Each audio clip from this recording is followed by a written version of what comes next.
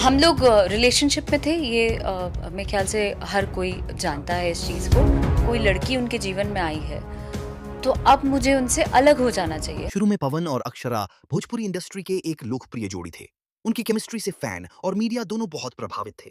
लेकिन जब पवन ने शादी कर ली, उनकी शादी 2018 में हुई थी, और अक्षरा को ये बात पता चली, तो अक्षरा के लिए यह बहुत बड़ा झटका था। उन्होंने बताया कि वे पवन के साथ भविष्य की उम्मीद कर रही थीं। ब्रेकअप के बाद अक्षरा पर आरोप लगे कि पवन ने उन्हें मार पीटा और दुर्व्यवहार किया। अक्षरा ने मीडिया को बताया कि उनके साथ बहुत बुरा समय था, उनकी इज्जत भी प्रभावित हुई। इसके बाद दोनों के बीच दूरियां बढ़ गईं। मीडिया रिपोर्ट्स और सोशल मीडिया पर खुलकर बातें और आरोप चले। दोनों ने एक दूसरे के खिलाफ कभी कभी बोलना या चुप्पी अपनाना शुरू कर दिया। लेकिन असली मोड़ तब आया जब पवन सिंह की शादी की खबर सामने आई। अक्षरा को यह बात बहुत बाद में पता चली, और यहीं से दोनों के बीच गलतफहमियां बढ़ने लगीं।